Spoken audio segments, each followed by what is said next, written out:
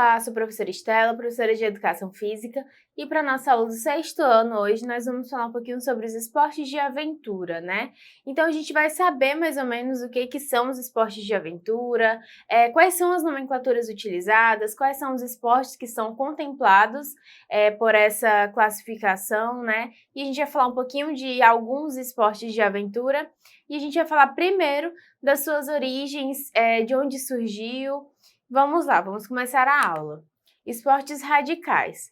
Esporte de aventura, também conhecido como esporte radical, são termos utilizados para designar esportes com alto grau de risco físico, dadas condições extremas de altura, velocidade ou outras variantes em que são praticados. Para que a prática de esporte radical seja bem-sucedida, é preciso levar em conta vários aspectos, como condicionamento físico, o estado mental, equipamentos e alimentação, e esses são os fatores mais importantes. Como vocês puderam ver, né, os esportes radicais, esportes de aventura, eles por muito tempo eles foram utilizados como a mesma coisa, né? Mas existem também outras nomenclaturas que são utilizadas como esportes radicais de aventura urbana ou na natureza, né? Então hoje a gente vai falar um pouquinho sobre os esportes radicais de aventura na natureza, né? Sobre alguns deles. Vamos continuar.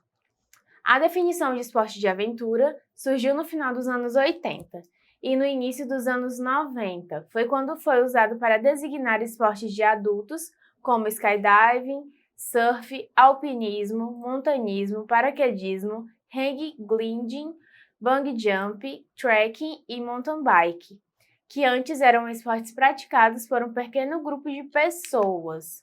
Então, como vocês puderam ver, eles falaram de alguns esportes mais clássicos, né? Que a gente, quando a gente ouve falar deles, a gente já associa a esportes de aventura, né? Claro que alguns dos outros esportes são tão comuns que a gente, talvez nem seja tanto um esporte radical. Mas, por exemplo, o skate. O skate é um esporte radical, ele é bem difundido, né, no nosso país. Existem provas, ele é um esporte, né? Então, ele já é classificado como esporte, tem as competições, tem classificações e assim por diante. A gente vai falar um pouquinho do skate agora. O skate é um desporto inventado na Califórnia que consiste em deslizar sobre o solo e obstáculos equilibrando numa prancha chamada shape, dotada de 4 pequenas rodas e 2 eixos chamados de trucks. Com o skate executam-se manobras com baixos e altos graus de dificuldade. No Brasil, o praticante de skate recebe o nome de skatista, enquanto em Portugal chama-se skater.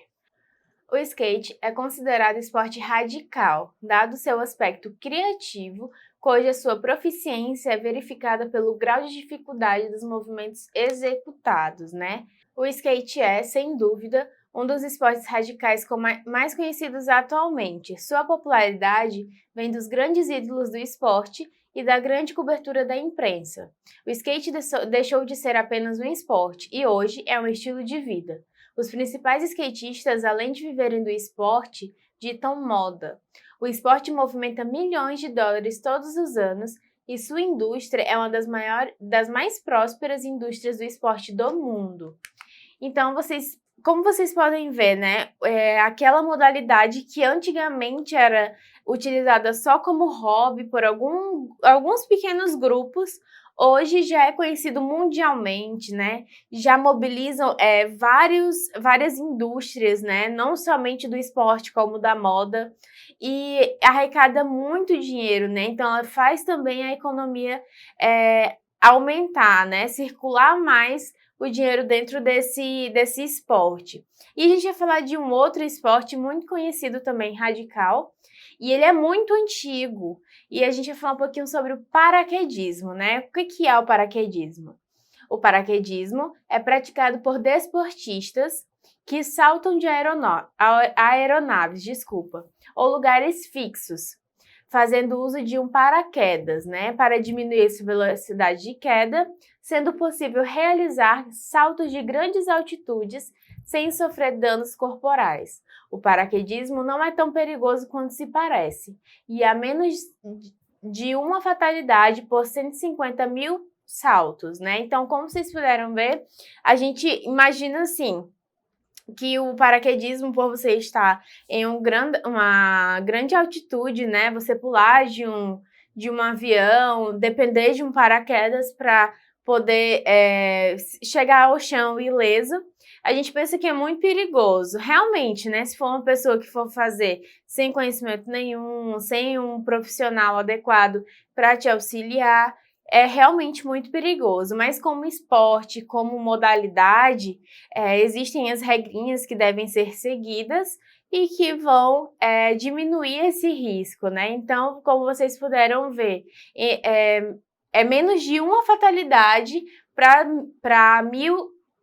150 mil saltos, né? Então, é muito pouco essa taxa, né? De 1 para 150 mil. Continuando, né? Vamos falar um pouquinho mais sobre o paraquedas. Nessa modalidade, o grande atrativo é a velocidade horizontal. O objeto aqui é curtir muito o voo percorrendo a maior distância possível em queda livre.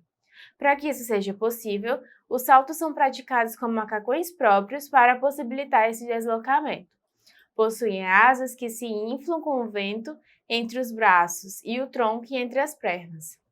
Esta grande área permite os deslocamentos verticais de até 160 km por hora, com uma razão bem menor que descida, né? De descida, o que faz a queda livre chegar a quase 2 minutos, né? Então, a gente pode ver que o paraquedas tem todas essas regras, como a gente pode falar para vocês. Depois, dei uma pesquisada em casa sobre as modalidades do paraquedas, né, do paraquedismo, que existem várias. E agora a gente vai falar um pouquinho sobre o raft, né? O que é o raft? A gente já vai sair do ar para a água, né? Vamos ver o que é o raft. O rafting é a prática de descida em corredeiras em equipes, utilizando os botes infláveis, equipamentos de segurança. Antes de começar qualquer descida do rafting comercial, o instrutor da atividade passa a todos os participantes detalhadas instruções de conduta relativa à segurança, né? Essas instruções são lembradas pelos demais instrutores durante os momentos estratégicos da descida, e seu cumprimento é fundamental para a segurança de todos. Então, o rafting, como vocês puderam ver, eles são descidas nas corredeiras e é muito importante que os participantes eles fiquem atentos às medidas de segurança. Por quê? Normalmente nessas descidas existem muitas pedras, né, no caminho que fazem essa descida ser um pouquinho mais radical, né? Que existem as curvas que normalmente o bot vai fazer. E se a pessoa não souber, não ouvir as instruções do professor, ele pode cair, pode se lesionar, pode vir até a óbito. Então a gente vai falar um pouquinho mais sobre o raft. O raft comercial proporciona a experiência de descer o rio para pessoas de qualquer idade. E isso, em sua maioria, pessoas que nunca tiveram uma experiência anterior, né, tornando o esporte acessível. Os primeiros relatos de rafting que se tem notícias são nos rios de Colorado e Mississippi. E aí, como vocês podem ver, né, não são só para profissionais que podem participar do rafting, e normalmente as pessoas que praticam, nunca praticaram, que vão normalmente de férias, em busca, assim, fora da vida cotidiana, uma aventura, né, no final de semana. Então, é bem acessível esse esporte. E a gente vai falar um pouquinho agora sobre um esporte que ele é bem acessível, tanto crianças e idosos participam dessa modalidade, mas não é uma modalidade que se aprende de uma hora para outra, né? Que modalidade é essa, né? A gente vai falar um pouquinho sobre o parkour, né? O parkour ou free running é uma atividade cujo principal objetivo é mover-se de um ponto a outro o mais rápido e eficientemente possível, usando principalmente as habilidades do corpo humano. Criado para ajudar a superar obstáculos de qualquer natureza no ambiente circundante, desde galhos e pedras até grades e paredes de concreto, e pode ser praticado em áreas rurais e urbanas. Homens que praticam parkour são conhecidos como thrasher e mulheres como thrasherces. E aí, continuando, né? O free running incorpora movimentos dinâmicos de se deslocar do parkour, incrementando por acrobacias diversas, né? Como movimentos de ginástica artística, como tricking e street stunts, criando um rápido e estético modo de deslocamento. É praticado preferencialmente em ambientes que disponibilizem diversos obstáculos. Então, o parkour, como eu falei para vocês, não tem como vocês aprenderem de uma hora para outra, né? Existem manobras no parkour que são para iniciantes, intermediários e avançados. Então, não tem como hoje, ou eu vou falar assim, no final de semana eu vou pular uns prédios ali e já volto. Não tem como vocês fazerem isso, né? Não é como se fosse um paraquedismo, um raft, que vocês têm o auxílio de um instrutor, né? Mas quem se interessa por essa modalidade, existem até escolinhas que ensinam a praticar o parkour ou free running, né? E a gente vai falar um pouquinho sobre o motocross, né? Que também é outra modalidade que não dá para você fazer de uma hora para outra, mas que também é muito interessante e é um esporte de aventura. Vamos lá! O motocross é uma modalidade desportiva praticada sobre as motos de estilo enduro. São várias as categorias do motocross, como arenocross, trial e enduro. O motocross frequentemente encurtou ou moto. É uma forma de motovelocidade ou off-road, em que os pilotos sujeitaram circuitos de fora estradas inclusos em circuitos fechados e são considerados amplamente como a mais forma popular do mundo de corrida de motocicletas. E aí a gente vai ver um pouquinho sobre a escalada, né? Assim como o motocross e o parkour, a escalada também é uma modalidade que ela tem que ser bem instruída, né, para a pessoa fazer, principalmente com os equipamentos, né? O desejo de subir, de alcançar o topo é próprio do ser humano, que antes fazia por necessidade e desafio a sua própria existência. Agora, o faz para testar os seus limites e ver até onde consegue chegar por si e em relação aos outros. O objeto geral da escalada é o de conseguir ascender por superfícies quase verticais, em gelos, rocha e paredes artificiais construídas propositalmente para a prática desportiva. A escalada ela é bem interessante, né? É uma modalidade que a gente ouve muito falar, mas a gente não pratica, né?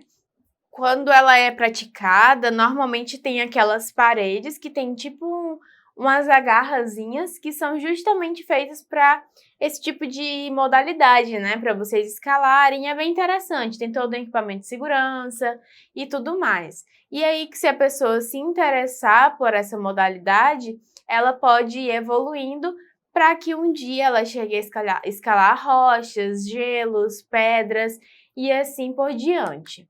E a gente vai ver um pouquinho sobre essa modalidade, né? Que ela é bem interessante. Não é uma atividade que possa ser considerada dispendiosa, exigindo, assim, muito esforço, concentração, capacidade de resistência, grande controle mental, grande conhecimento e controle corporal, bem como uma boa capacidade de visualização imagética para movimentos sequenciais. Então, vocês entenderam, né, qual que é a base desses esportes de aventura, e a gente vai ficar para casa dois slides que estão a seguir, que é o Base Jump e o Ski Streaming, né? Então, vocês vão dar uma lida nesse conteúdo e aí vocês vão citar algumas curiosidades dessas duas modalidades que a gente não viu hoje, tá bom? Vamos ficar com essa aula de hoje. Não esqueçam de acessar a plataforma Eduque para vocês terem acesso a todos os nossos conteúdos e até a próxima aula.